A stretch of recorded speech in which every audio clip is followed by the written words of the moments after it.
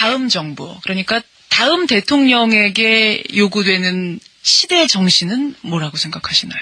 여의도에 가보면은 모든 국회의원이고 모든 시각이 국내 선거에만 매달려 있기 때문에 정치를 한다는 사람들이 모든 것이 국내적 문제만 가지고 그리고 국내적 인간들의 파워폴리틱스 속에서 모든 걸 해결하려고 그래요. 예. 그런데 한국의 문제는 아무리 사소한 문제라도 세계사적 시각이 없으면 해결이 안 됩니다.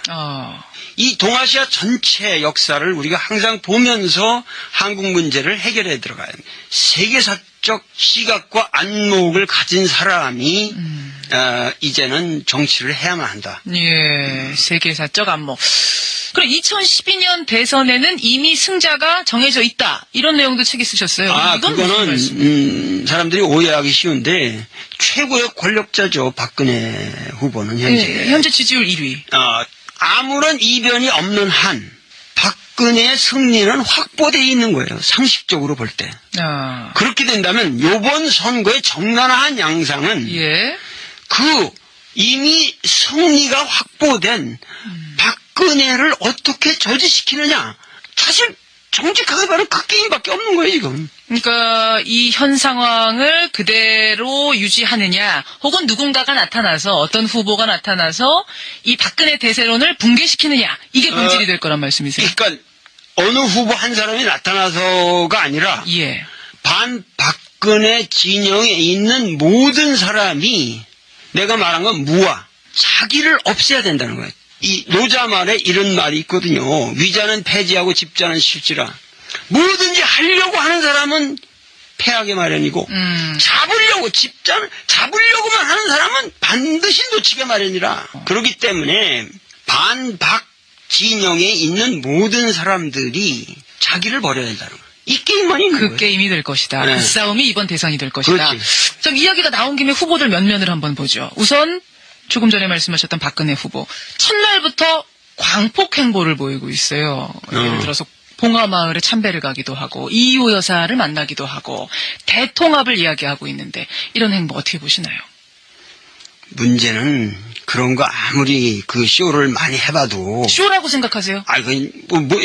정치 행위라는 건 다 쇼니까. 다 쇼입니까? 그건 무슨 그분에 대해서만 내가 얘기하는 게 아니고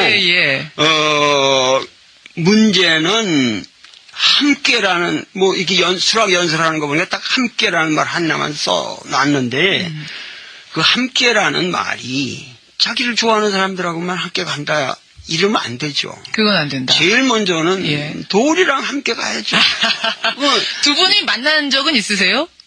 슬쩍 지나친 적은 있지만 뭐냐면 나 같은 사람들의 보이스, 자기에게 정말 용단 폭격을 구고 비판을 하는 사람의 소리를 들을 줄 알아야죠. 자기 아버지를 이해한다고 하는 것은 인욕당으로 그야말로 죄 없는 사람들 쓰러진 그 쓰라린 가슴을 자기가 정말 피토하듯이 그걸 이해해야죠. 우리는 그러니까 함께라는 게 쉬운 게 아니에요. 봉화마을 가고 이런 식으로는 안 되는 거야. 진정성이 우러나서 여기저기 반대하는 사람들, 그들도 끌어안을 수 있어야 된다. 뿐만 아니라 우리 북한 동포하고도 함께 가야 되고. 그렇게도 보시고요. 박근혜 후보의 역사관은 어떻게 보세요? 5.16은 불가피한 선택이었다. 역사 인식 어떻게 보십니까? 박근혜처럼 박정희를 모르는 사람이 없어요. 그게 무슨 말씀이세요? 아버지와 딸의 관계인데. 우리 아들이 나를 제일 몰라요. 그렇습니까? 그러니까 딸은 아버지를 개념적으로 파악 못해요. 그냥 느낌으로. 근데 훌륭한 아버지였거든요. 아버지로서. 아버지로서는 그러면 그런 거 가지고 파악을 하면은 큰일 나는 거지. 대세를 그르치는 거지. 딸로서 아버지를 보면 안 된다. 알겠습니다. 이제 좀 있으면 입춘 며칠 안 남았죠? 이제 병신년이에요. 박근혜 대통령이 무슨 생이죠? 박근혜 대통령이 무슨 생이죠? 신묘생이죠. 그죠? 신묘생. 그럼 이 사람이 음력으로 신묘생이니까 1951년 그죠? 11월 동짓달이야. 아버지는 10월 26일 날 돌아가셨는데 박근혜 대통령이 11월 26일 날 태어났어요. 음력으로 알겠죠? 11월 26일 날 태어났는데 이 사람이 갑인시에 나왔어요. 에? 갑인시 알겠죠? 갑인시에 나서니까 이 신묘년이 금년이 무슨 해죠? 이제 며칠 있으면 병신이죠, 그죠? 원진살이죠. 그렇죠? 우리가 사주로 볼 때 그렇다 이 말이에요. 그러니까 금년에 한반도는 전운이 감도라. 전쟁 기분이 감돈다 이 말이에요. 알겠습니까? 왜? 대통령의 사주를 보고 우리나라의 국운을 봐야 돼요. 알겠습니까? 여러분한테 내가 힌트를 주는 거예요. 그러니까 대통령은 이분이 시가 무술시입니다. 에? 날이. 시는 갑인시인데 시는 무술일이라. 이게 무술일입니다.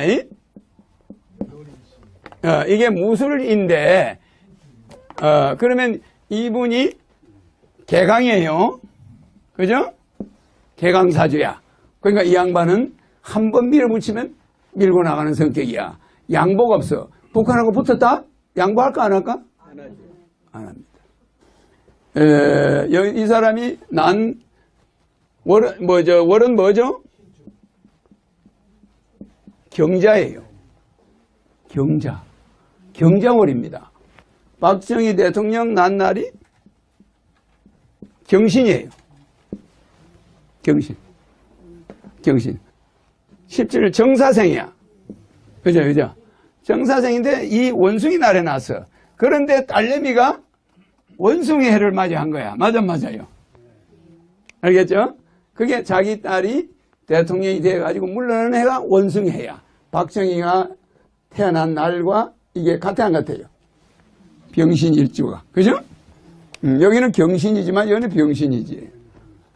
그래서 이 불은 일반 불이 아닙니다. 이 불은 한반도 전운이 감돌 수 있는 병신년이에요. 병자호란 아시죠? 이 병자가 왔잖아. 그러니까 여러분들은 허경영 말을 잘 들어야 돼.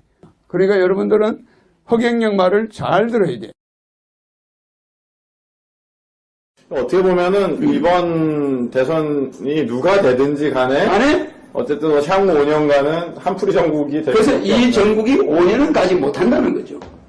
그렇게 보시면 그렇게 보고 있어. 5년을 가지 못하고 뭔가 문제가 온다는 걸 나는 내다보고 있는 거죠. 어떻게 보면 거대한 정계 개편이다. 그때 이제 내가 나오는 거. 아마 이분들이 개항을 해가지고 네. 박근혜나 문재인 이런 사람들이 뭐 양심적인 사람들이니까 네. 이분들이 아마 대통령 선거와 국회의원 선거를 같이 하자. 네. 그래서 한 1년 양보할 수도 있잖아요. 예. 개항을 해가지고 내가 임기를 줄여주마. 예. 이거는 자기 여야에서 안 막는다 말입니다. 그렇죠. 그럴 수도 있잖아. 그 여야 합의가 가능하거든. 사실 내가 좀 1년 미리 나가겠다는데 합의 안 해주겠어요?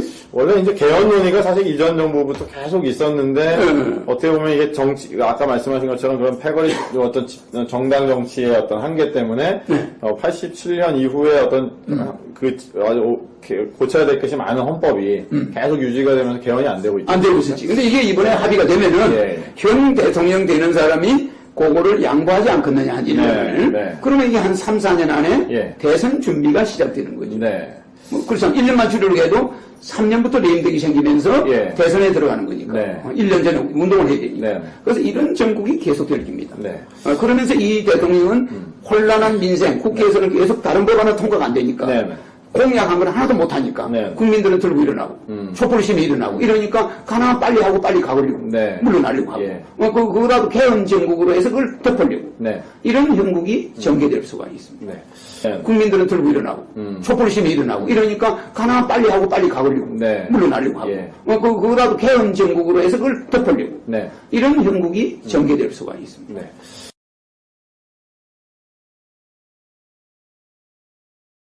박근혜 후보는 왜 대통령이 되면 안 됩니까? 저는 이제 두 가지 이유를 들죠. 이게 뭐 적대 진영이 있으니까, 경쟁 진영이 있으니까 좀 공격이다 그렇게 볼 수도 있지만 냉정하게 말씀드리면 첫 번째는 좀 무섭고요. 무서워요? 예. 두 번째는 걱정이 너무 많이 돼요. 무섭다는 건 왜 무섭습니까? 박근혜 씨가 대통령이 되면 사람들이 무지하게 감옥 갈 것 같아요. 우선 선거 과정에서 뭐 공격하고 비판하고 했던 사람들부터 문재인 씨가 대통령이 되면 그럴 일 없을 것 같은데 이 이야기는 집권 기간 내내 그런 일들이 반복될 거라는 뜻입니다. 보복할 거라고 보신다? 보복뿐만 아니라 권력을 휘두를 거라고 보신다? 예, 왜냐하면 안 하겠다고 계속 그러는데 지금. 논리나 말로 타인을 이렇게 설득하거나 이렇게 해내지 못하는 사람은 결국 힘을 쓰게 돼 있습니다. 그래서 그런 점이 좀 무섭고요. 이명박 대통령보다 훨씬 더 심할 거다 그렇게 봐요. 두 번째 걱정이 되는 거는 이분이 밝은 지도자가 아니에요. 이치에 밝은. 예. 그러니까 이치에 밝은 지도자라야 아래 사람이 속이지 못해요. 네. 이 장관만 하더라도 삐끗하면 속거든요. 대통령이 되면 엄청나게 많은 문제들을 다뤄야 되는데 그래도 아주 어린 시절부터 퍼스트레이디 역할도 하고 정치도 벌써 지금 90몇 년부터 오래 해왔고 그건 의전이죠. 오선 의원도 해왔고 오선 의원 하면서 입법을 제대로 한 게 있으니까 뭐 자기 브랜드 정책이 있어요. 그건 나름대로 어떤 경험과 경륜 같은 게 있지 않을까? 뛰어난 거는 있죠. 의전. 의전적인 면에서. 의전적인 면에서는 굉장히 뛰어나죠. 그러니까 국가 지도자에게 요구되는 의전적 그 행위 양식 이런 것들은 타인의 추종을 불허하죠. 예. 그러나 대통령이 뭐 다 알아야 되는 건 아니지만 어느 정도는 알아야 기본으로 속지 않을 정도. 어떤 것을 보고받았을 때 이것이 알겠습니다. 상식에 맞다 안 맞다는 판단할 수 있어야죠. 이게 저는 박근혜 씨가 대통령이 되면 소위 옛날 조선시대로 치면 환관 정치. 그러니까 호가호위하는 사람들이 그 좀 사리에 어두운 권력자를 이용해서 알겠습니다. 무섭고 겁이 난다. 그리고 겁이 나고 걱정된다. 논리나 말로 타인을 설득하거나 개내지 못하는 사람은 결국 힘을 쓰게 돼 있습니다. 그러니까 저는 박근혜 씨가 대통령이 되면 소위 옛날 조선시대로 치면 환관 정치. 어떤 것을 보고받았을 때 이것이 알겠습니다. 상식에 맞다 안 맞다는 판단할 수 있어야죠. 박근혜 씨가 대통령이 되면 사람들이 무지하게 감옥 갈 것 같아요. 이 이야기는 집권 기간 내내 그런 일들이 반복될 거라는 뜻입니다. 보복할 거라고 보신다? 보복뿐만 아니라 권력을 휘두를 거라고 보신다? 예,